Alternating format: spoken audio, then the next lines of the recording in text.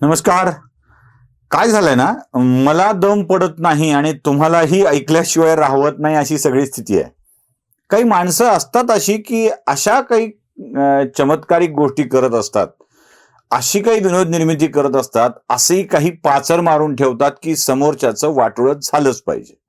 आणि मग आम्हाला असते खाज, बोलावं लागतंच, बोलतोच, बोलायला येतोच. चला सुरू करूया. फार गडबड न करता आपण थेट सुरू करूया. माझी विनंती एक आहे, शेवटपर्यंत व्हिडिओ नक्की बघा, कारण तुम्ही जितका जास्त बघाल तितके ₹2 पदरात पडतात. म्हणून शेवटपर्यंत बघा, बाकी काही नाही, एवढीच विनंती आहे. नमस्कार, मी सुशील कुलकर्णी. आपण पाहताय अनालायझर. संजय राऊतांचं थेट ट्विट मी तुम्हाला दाखवतोय. थेट ट्विट बघा. आता थेट ट्विट असं म्हणावं लागतो, राऊत जे करतात ना ते फार दिव्य भव्य कार्यक्रम असतो, त्यामुळे थेट ट्विट तुम्हाला मी दाखवतोय. बघा, त्यात राऊत म्हणतायत की राज्यसभेची निवडणूक बिनविरोध होणार? Question mark. दुसरं, छत्रपती संभाजीराजेंना तिकीट द्यावं. तिसरं वाक्य, काँग्रेस, राष्ट्रवादी काँग्रेस आणि शिवसेना यांच्याकडे सगळं मतदान जाऊन सुद्धा 30 मतं शिल्लक राहतात. आता आपण या 3च वाक्यावर बोलणार आहोत. 3च. राज्यसभेची निवडणूक बिनविरोध होणार? Question mark. कसं काय बाबा, कसं काय शक्य बिनविरोध होणार? मी होऊ देणार नाही. कारण राज्यसभेची निवडणूक बिनविरोध झाली की झाकली मूठ 1.25 लाखाची राहते. उद्धव ठाकरेंची जी काही इज्जत झाकून राहणार आहे, जी काही प्रतिष्ठा झाकून राहणार आहे, ती उघड होणार नाही ना. मग असं उघड न होता प्रतिष्ठा झाकून राहणं, अप्रतिष्ठा झाकून राहणं बरं नाही. अगदी पूर्णपणे उद्धव ठाकरेंना बेइज्जत केल्याशिवाय संजय राऊतांना चैन पडणार कशी? आता या महाशयांनी 30 जागांचे गणित दिलंय. अहो राजे, निवडून यायला 42 मतं असावी लागतात. तुम्ही गणित देताय 30 जागाचं, उरलेले 12 आणणार कुठून?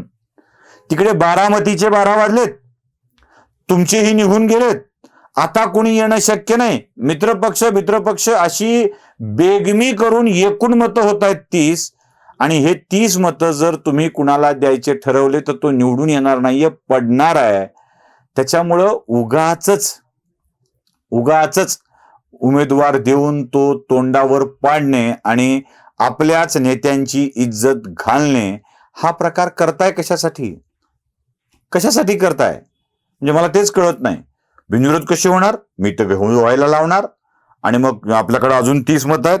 हे सगळा प्रकार म्हणजे अजब तरकट आहेत संजय राऊतांची. बरं, त्यातला अजून एक मुद्दा, छत्रपती शाहू महाराजांना तिकीट द्या. शाहू महाराज छत्रपतींना, कोल्हापूरच्या शाहू महाराज छत्रपतीचे चिरंजीव युवराज संभाजी राजे छत्रपती हे तिकीट मागायला आले होते. ते म्हणाले होते की मला उमेदवारी द्या. तेव्हा उद्धव ठाकरे आणि संजय राऊत यांनी त्यांना ते शिवसेनेचं शिवबंधन बांधून घ्या असा सल्ला दिला होता, अशी मागणी केली होती. शिवसेनेच्या अधिकृत तिकिटावर निवडणूक लढवा असंही सांगितलेलं होतं. त्यांना समयसीमा घालून दिलेली होती, मर्यादा घालून दिलेली होती. ते येणार नसतील तर आम्ही तिकीट देणार नाही असं म्हणून कोल्हापूरच्याच एका माणसाला तिकीट दिलं होतं. आठवतंय? काय विस्मरण शक्ती दांडगी आहे लोकांची, म्हणून त्याची आठवण करून द्यावी लागते.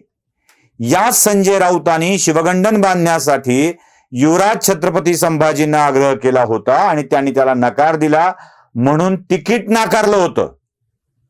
आणि याच राऊतांना आता पुळका आलाय छत्रपती शाहू महाराजांचा, त्यांना तिकीट द्यावं, बघा विचार करा म्हणून देवेंद्र फडणवीसांना टॅग करायचं.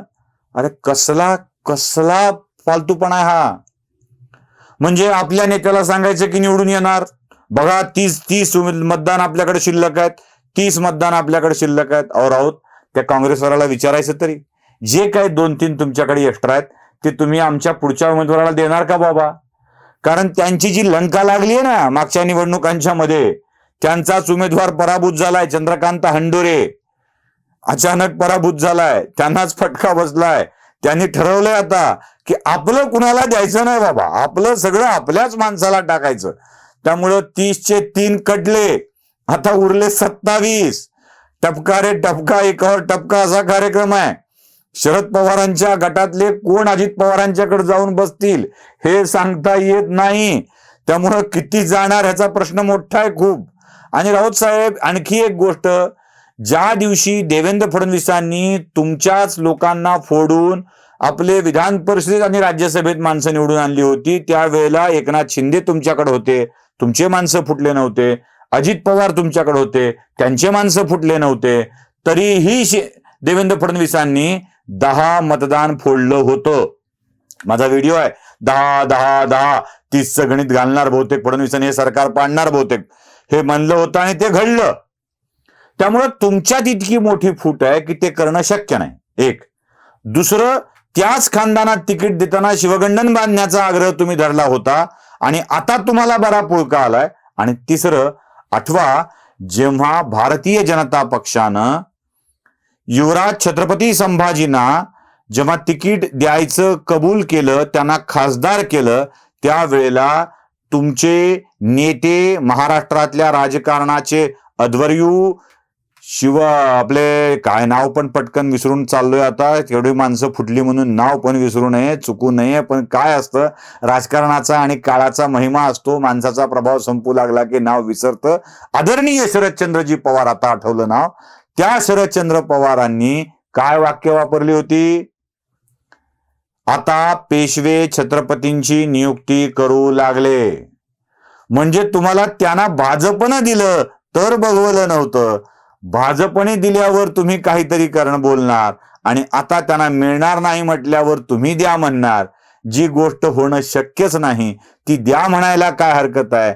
आमच्याकडे एक म्हण आहे, बोलाचा भात, बोलाची कढी, वरपा रे वरपा, असला सगळा कार्यक्रम. संजय राऊतांना हे उत्तम पद्धतीनं ठाऊक आहे की कोणीही तिकीट देऊ शकणार नाही. मग बोलाचा भात करून पुन्हा हे मराठा विरोधी आहेत असं दाखवायला काय हरकत आहे? म्हणून संजय राऊतांनी हा डाव टाकलाय. महाराज छत्रपतींना तिकीट दिलं नाही तर बघा हे छत्रपती शिवरायांच्या वंशजाच्या विरोधातले आहेत अशी बोंब मारायला राऊत मोकळे. पण राऊत, तुम्ही आधी मारलेली बोंब आम्हाला ठाऊक आहे कोणती, माहित आहे ना? माहित आहे ना? छत्रपती असल्याचे, वंशज असल्याचे पुरावे आधी आणून द्या. त्यामुळे उगाच असल्या गोष्टी काढून रिकामे उद्योग करण्याच्या मागे लावू नये, एवढीच विनंती. धन्यवाद.